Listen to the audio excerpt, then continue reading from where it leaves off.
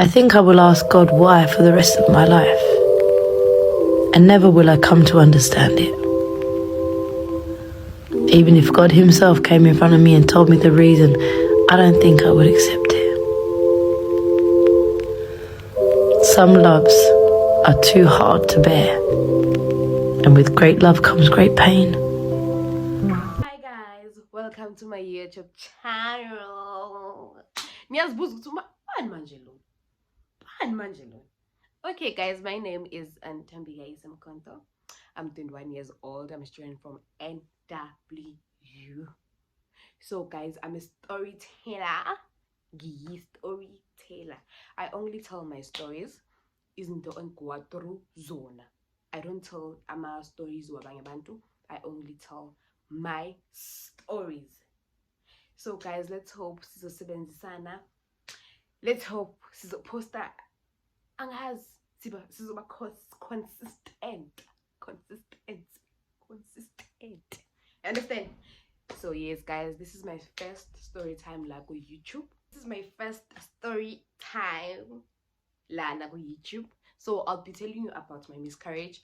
Ngithole kanjani miscarriage. Guys, if you're pregnant, don't be scared to tell someone endlini. Someone omdala ungafani nami, ungafani ngenze mistake by not telling my parents. Babone mina nje sengibane miscarriage. Cabanga 6 months nje. Bamangala le ntombazane uphilile wena. So abakhona ngokungithethisa cause like bese ngiwa through a lot. You understand? Bese ngiwa through a lot. So abakhona ukuthi bahlale nami phansi bangithethisa ukuthi like into bongasitshela ngento engaka. In kwenzakalani if boshonile phela. Bekuzoyenzakalani manje? Bekuzoyenzakalani? Beka manje kuwa through ini thina besingazi. Understand? So guys, this is my 4th year. 2nd year I met this handsome guy. Yes, I met this handsome guy, which is he's still my boyfriend. Understand? So ngesecond yami we started dating no guy. Okay, bengekho serious into yethu. Understand? Achita sibe nalawo ma fight lawo. Is this njalo nje? And then second 3rd year soba siqala uba serious vele no guy. Sabona ukuthi no girl, mina ngikuthanda ngibona ifuture kuwe. When ifuture muntu wami, ngibona ifuture. So okay, nge-2nd anniversary yethu saphuma vele saya kwema-hotel sayi-celebrate vele. We were like ntombi asiyekele ukudlala manje si-serious about i-life. Wangitshela ukuthi already about mina, already vele uzibonela i-future. But I said it's this njalo. So we did the things. Understand? We did the things, and then after that, after 2 months, April, man, bengibona man ukuthi i-period tracker yami iyasho man ukuthi no, ntombi, late for my periods and late ngaba weeks. Okay, samela imali NSFAS ukuthi iphume so that sizothenga i-pregnancy test. Sayimela vele imali NSFAS. And then nge-25, mazithi 25, mazithi nje 6 sahamba saya kuphi e-Clicks. Mase e-Clicks sathola ama-pregnancy test ayi-2. Okay, sharp sabuya masibuya sa testa vele. Sa test ukuthi okay kunjalo vele or siyazicabangela or maybe i-period lami li change ama dates okwenzakalani li late mara ngizibe late ngathi maybe 3 weeks. Mas testa kanjalo okay sharp. Hi, my pregnancy test wethu athi 2 lines. Understand? And then ngibuzeni ukuthi bengifila kanjani. I was happy about it. I was very happy. Angiyaqala ukubona umuntu oba happy pregnancy kanje. I was happy. Angazi why bengi-happy, but I was happy. Okay, sharp ngambonisa vele my boyfriend because ngiyibone ekuqala toilet ukuthi ithe 2 line. Ivele yathi 2 line nje.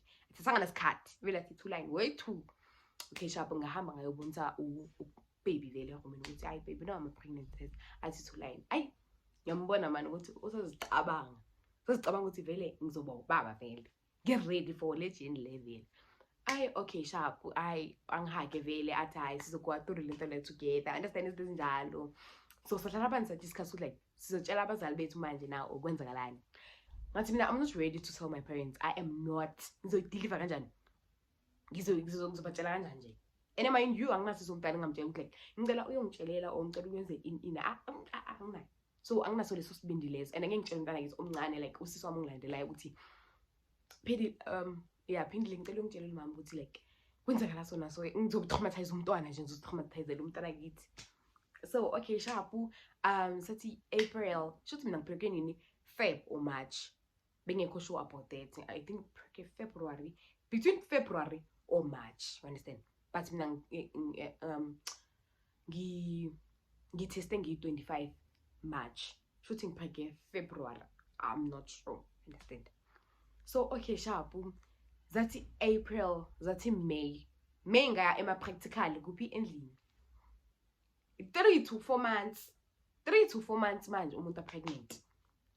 Ngavakasha ngaya kithi vele for ama-practical, okay ngihamba ezikolweni. So this mentor yami wathi wena Ntombi why umhlophe kanje, why umhlophe kanje? I was like, I know ma'am, inkinga ngicina ama-products ongagcobisayo manje. Wathi ngithi hayibo guys, isisothambi besingabonakali mara yena uthe lo wakhe wangithusa ezongithusa.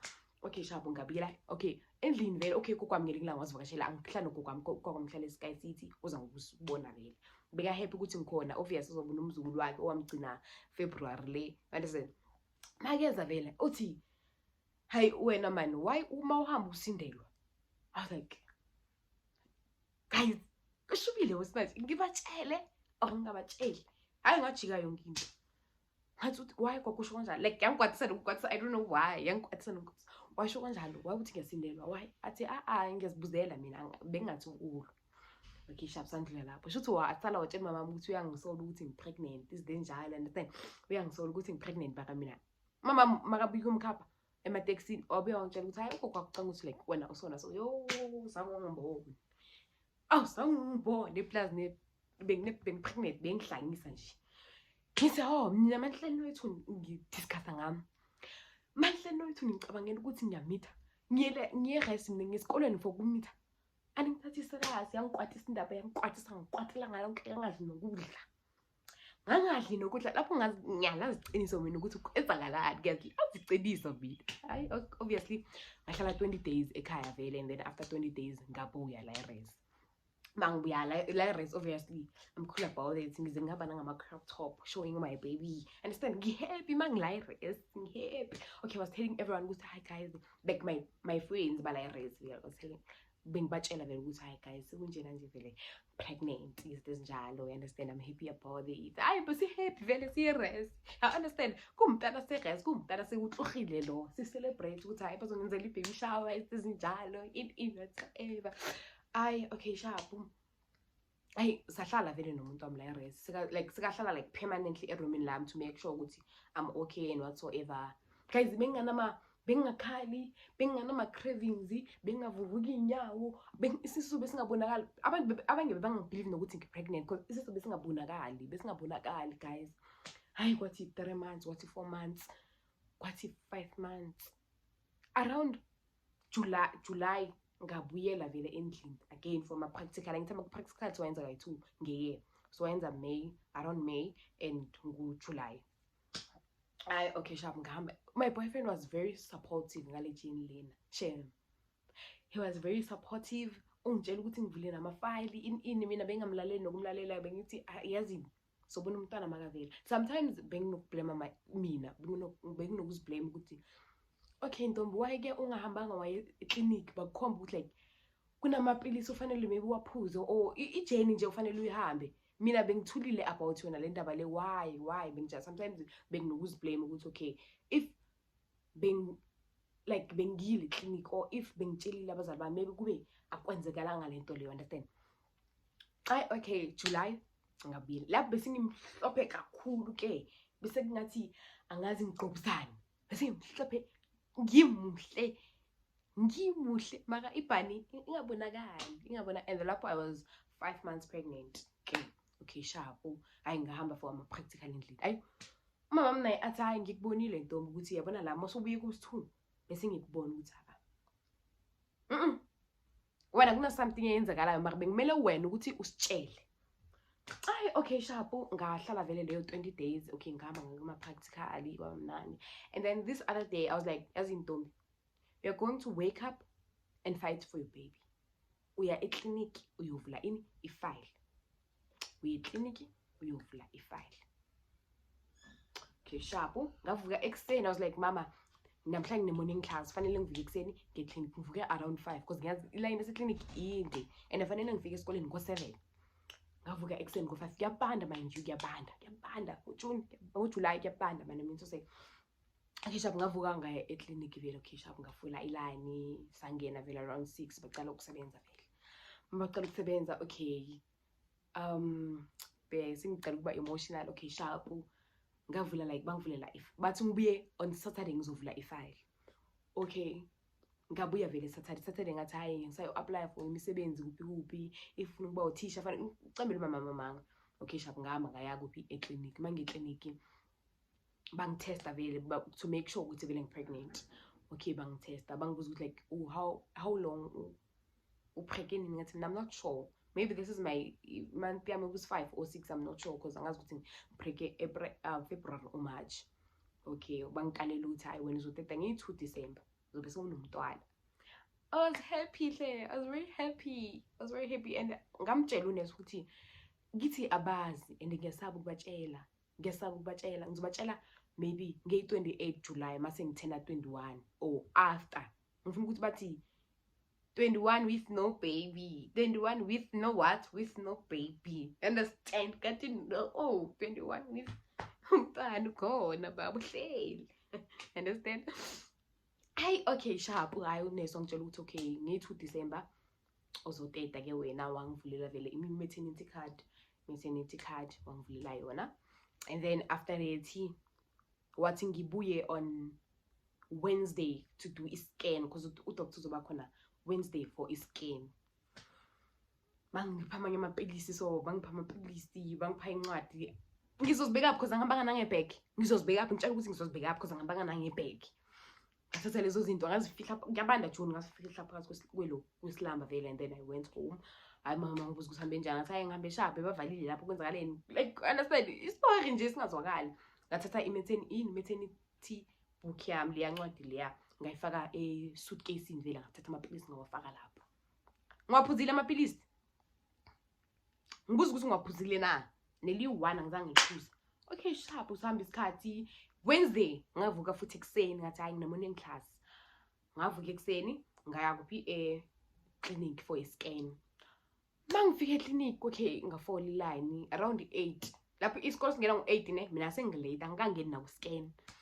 Ngafika ku-scan vele mangifika ku-scan okay bangilalisa phansi wangifaka leya jeli le yakhe wangiscan like wascan wabheka like umntwana wathi hayibo ntombi wena upregnant ngathi ya ngipregnant athi umntwana like angimboni la and bekufanele sekavelile lo mntwana angimboni la kwenzakalani. I was like no nesingangitshela kanjalo athi sekazi angimboni umntwana la ntombi so wena ngizokutransfera to esibhedlela bayobona ukuthi like kwenzakalani because kunama yini gynecologist uye ku-gyne vele. Hayi ngibe stressed vele ukuthi kwenzakalani why bangamboni umntana why bangamboni. Okay, sharp angibhalele like incwadi yesibhedlela ukuthi like ngibona udoctor vele. Okay, ningibuzeni ngiyile esibhedlela mina ngathathela incwadi ngahamba ngayo esikolweni. Manje esikolweni wangifonela uNesi ukuthi intombi sowuyile na. I was like no anginamali yokugibela ngisafana nemali yokugibela understand. And angeke ngithi kuba mamcela ngiphi imali ngiyoyenzani leyo mali leyo ngiyoyenzani because manje esikolweni ngihamba nesikhaftini mangibuya like understand sengihlakahlangene angazi kwenzakalani. Okay, I called my boyfriend ngamtshela ukuthi like kwenzakalani. Wathi hey intombi okay sizoyenza iplan mawubuya la soya ka doctor. Yo bengazi ukuthi ngidraga this whole thing to miscarriage. Bengazi ukuthi ngiyayidraga nje ngiyazidrekela yona. Hayi uNesi wabantala wangifonela intombi uyile na batheni esibhedlela isinjalo. Hayi intombi uyile intombi because intombi ubusy nje uyazidlalela la. Okay, sharp ngafika vele esikolweni that day ngifike late. My teacher was like obuyaphi. I was like no ngibuya e-clinic ngithatha ama-sprays we asked. She was like oh cool ke. And then siza ku the day miscarriage which is kuyi-2 August 2024. Angeke ngilikhohlelelanga. So ngafika early school. Okay, ngafika esikolweni. Mangifika esikolweni abantwana they were like hey ma'am why namhlanje ngathi umubi kwenzakalani awuhlangani nje umubi. And then we laughed about it. Shoot angazi bekwenzakalani but hayi umubi ma'am today angeke. Ay umubi namhlanje just like hayi bona abantwana bangenzani why bangenza kanje like I was hurt like why bangangitshela ukuthi ngimubi vele why bangangitshela ukuthi ngimubi out of the blue nje ay okay sharp saphuma isikolo siphume early that day. I went to a Hungry Lion with my friend because I was caring for ice cream wide kubanda wangikhapha vele saye Hungry Lion mangithengile ice cream and then after that master box we were looking for ama noodles because besisihamba the following nge-3 besisihamba besisibuyela esikolweni ama practical bowaphela okay sharp masise box okay sibheka ama noodles bokusale vele besuthenga esale basifika manje ngiphathwa ama cramp wama period pain like severe pains ama pain ukuthi yo so ngiyacabanga manje ukuthi is it possible ukuba kuma pains anje while pregnant?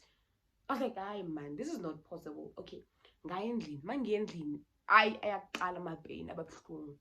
Okay ngiyamtext umuntu ukuthi baby ngisema painini ngiphethe ama period pain. I was like hambe clinic.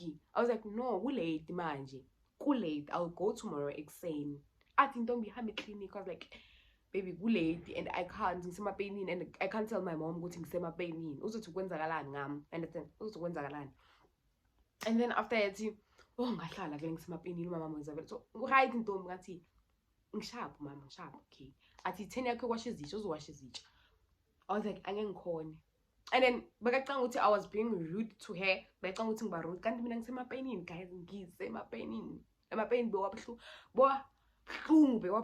okay sharp umama mawuqata vele uthi like okay ntombi ufuna ukwasha izitsha ufuna ukwenza next wena hey kwenzakalani ngawe ulezi kulamalanga masithi upheka kwenzakalani ay okay sharp okay it kwaba kwathi 10 zathi 11 zathi 12 hayi ngavuka baba ashaya amabonda bavuka ukuthi ntombi kwenzakalani washaya amabonda ashaya phansi ashaya amabonda ngahlaya nje ukuthi abhlungu ke manje kubhlungu like kubhlungu ashaya amabonda ashaya phansi ngazilahlela phansi ngathi search ukuthi ama protein ahiliswa yini mangiphethe ama protein ngizoba but ngiphethe ama protein njani ngipregnant ngiphethe ama protein njani ngipregnant. Okay sharp ngahamba ngaplaka amanzi vele ngaplaka amanzi ngathi yazini inkosi yami now ngiphuza i-K-Finec painkiller ngathi ngiyaphuza ngisema painini angazi lizoyenzani ne mara ngiyaliphuza ngathi K-Finec and then ngaliphuza mangiphuza kanjalo okay sharp ngafika ngathi ngibangqonyana ngafika ngathi ngibangcono because angazi ukuthi ngiyayiphusha lento le ukuthi iphushe the baby iphushe the like ngisiza angazi ngisizana ukuthi iphushe lo mntwana lo hayi ngifila ngathi kusengibangcono but uthi mama ntombi yacala phansi pain uthi mama ntombi kwenzakalani ngashaya phansi athina ama pain athi mama kwenzakalani ntombi ama period pain la was like ngathula vele athi ama period pain lawa na ngathula ngangazi ngithini ngathi ntombi kusema period pain lawa wena ukhethile wena bo pregnant wena why bothula about the whole situation. I was like no this is not the right time and then after dating ngafonela like this other guy engimaziyo vele onemoto oyi-Bolt driver. He was like I'm not around ntombi I was like shit guys I'm dying ngiyashona ke manje ngiyashona and then ngaboleka umuntu wami naye uyafona ngithi yey imakancane wena imakancane sengiyamthethisa umfana abantu ufuna ukwazi ukuthi kwenzakalani ngami mina sengiyamthethisa like guys bengihlangane bengiconfused bengiconfused hle ubaba ngaba sekathukile ukuthi intombi kwenzakalani umntana mwashwana kwenzakalani abantwana bakithi ngibathusa bayakhala nabo abazi kwenzakalani. And then after that ngapholta vele ngaboleka i-airtime ngapholta mangipholta beceda ungena imali NSFAS bengene nge-25 bekuyi2 bengakayisebenzisa. Okay ngapholta yafika iBolt around 12 to 1 yafika iBolt sangena masingene eclinic. Okay uthi nurse how kwenzakalani uphethwe yini understand abo nurse nokuba rude. I was like ngisema period pain and asevere abhlungu angazi ngaba kuma period pain anje athi nurse pregnant. I was like no angazi mina ngiyazi ke leyo. She was like bo pregnant na. I was like angazi wathi okay bazali hamba niyohlala phansi ngifuna ukukhuluma naye one. Okay wathi kimi sisi bo pregnant manje si2 abazali abasekho maybe uyasaba ukusho phela nina ngiyanazi bo pregnant. I was like angazi. Okay athi ngena la etoilet kune cup uyitsukuthi and then uchame and then ubuye sizokutesta na sikubona pregnant na. Ayi mangine toilet mawukuthi ukuqhama kwami igazi lavela athi lavela laphuma igazi mangilongipush bangipush kaphuma like a big thing ingathi isingag I think no, this is not happening. This is not happening. I'm not losing my baby. This is not happening. Why me? This is not happening. This is not happening. No. Ayenzeki lento le ayenzeki. After that, I was like being too level. Yini into engaka ephumayo. I was like, mama, like being literally screaming umama, ngimemeze umama because bengithukile ukuthi hayibo into engaka ephumayo. Ngamemeza umama vele mangimemeza weza vele kuza nabo nesi vele yaqwala kusebusuku akunama patient amaningi like kwaqwala kwacela bonesi bathi yo miscarriage, this is miscarriage lena he miscarriage. And then bangilethela this tissue enkulu, then bangifaka lento yami, then bangisa empedeni vele lapho amapeni bengasise nawo bangisa kulo mphedo loyana, and then bangivulisa inyawo, and then bathatha ama-clothes izinto bathatha, understand lezi zinto lezi bazithatha. My mind was not there, guys. My mind was not there. And then my boyfriend on phone here wathi what's going on, and I was like bruh akasekho onkarabile akasekho uSijumbane akasekho onkarabile besimpe onkarabile ubabakhe bekathi onkarabile, and then mina ngathi ulikuwe ithemba lami Jesu waphiwa umngane wami, this other friend of mine wathi hayi mzala lo mntana lo kuzoba ulikuwe ithemba lami Nkosi. And then ubabakhe bekathi onkarabile shothi onkarabile bekafuna umntwana then emiyakhe ukuthi angipregise vele. And then after that ngamfonela ukuthi hayi baby kunjena nje vele, and then I break her down. But honest, hayi cima leyo phone wena because manje uba stressed, you understand? Cima leyo phone. Okay, ngayicima ifone. Umuntu wakhe bewumuza ku-background, umuntu wami bewumuza ku-background ukuthi no, he's crying, understand? He's crying. And then after that mathatha ungikhipha bangifaka ama-drip, and then bangibizela ambulance ukuthi ngithathe ngise kuphi esibhedlele vele. Hayi ngamele ambulance for 3 hours ne kubanda iwinter ngaleso sikhathi iwinter. Okay mama weza vele uzongicheck ukuthi unjani vele, are you okay? And she was there for me like yo guys ushap like yeah ungakhali man, ungakhali man uzondlula man, understand? And then after that bangisa esibhedlela, yafika ambulance vele yangithatha.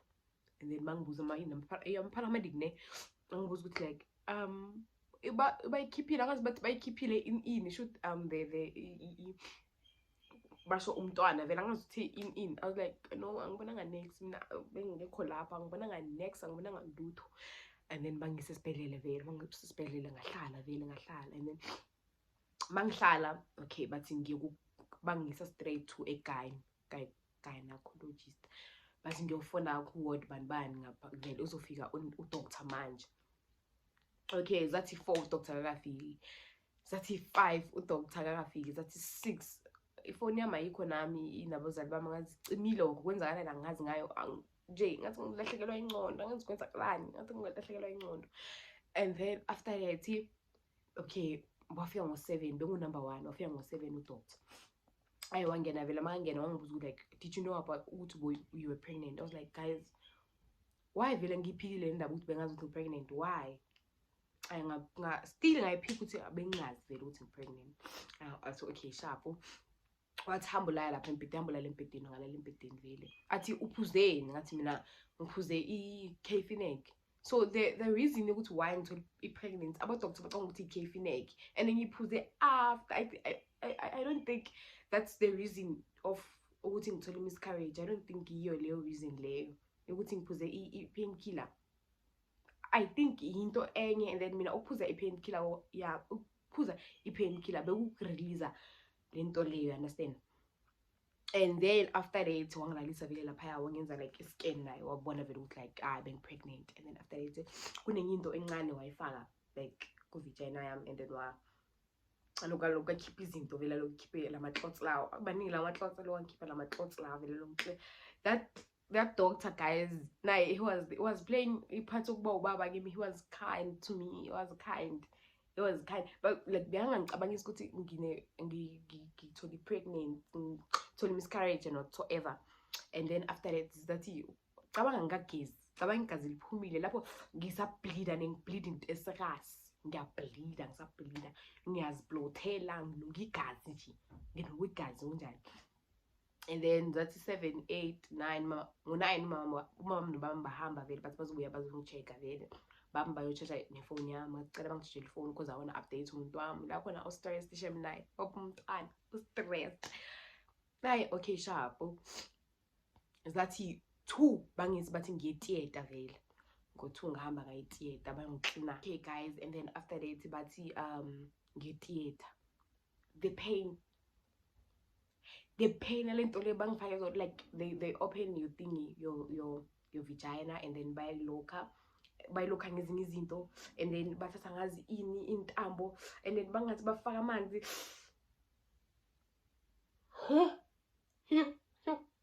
Bengathi ngiyashona. I was like, doctor, I hate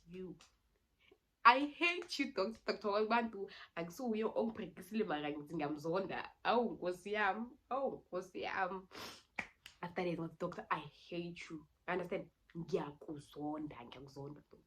Then after that wangiklina vele. Then after that wathi uyopreventa wena ngiyopreventisa ngenkani.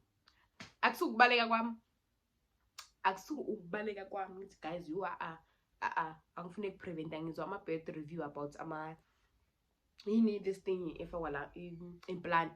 Angifune ukupreventa mina. Starting from today, I'm not doing those things anymore. And I'm not doing those things anymore. I didn't go through on today. Ngiyi-one. Okay, sharp sabuya vele githi masibuya. Everyone was there for me. Family was there for me. Family was there for me. Baba ngithiwa njengomntwana ona 7 years, they were there for me. And then okay, sharp. The first day ngibiclinic was like, okay, ngibene miscarriage, and then life move on. Understand? Ngibumuntu sharp, like bengazi ukuthi zizongibuyela kanje, ngizogowa kanje to the point ukuthi ngizohamba ama-therapist, ngizogowa kanje guys. Bese ngikhala everyday umntana abantu amangele. Okay, ngabuya race, mangibuya race, okay, my boyfriend, my friends were there for me. Bangimake sure ukuthi ngishapho guys. Bengigowa umuntu ogowayo, ngibreaka down ebusuku ngikuvuka ngikhale, like ube nguningi nje ngikhale, ngisuke nje out of the blue ngikhale nje. Oh yabo boyfriend nami isibonile nje. And then he was like, Tobi, ucela uhambe i-therapy, maybe now for 2 weeks it's fine. Hamba shem because uzohlala uzohlekela ingcondo when every time uyakhala, every time kwenzakalani, like, understand? And then okay, sharp ngayihamba, I think for 2 days esikolweni ngayihamba, then ngayeka. I was like, hey guys, angisebenzile. Okay, ngazihilela vele, ngazihilela. And then now I'm better. Like now I'm better, shem. I'm better. So guys, please, if you're pregnant, please tell your parents, tell someone umdala endlini, because bayashuthi like le miscarriage kungakubulala bangithethisile ukuthi eclinic ukuthi like miscarriage iyabulalana. So ukuthula ne-pregnancy akusi into right. So guys, please report on. If you're pregnant, tell someone or close my endlini. Understand? So yeah, love you guys. Thank you for watching my first story.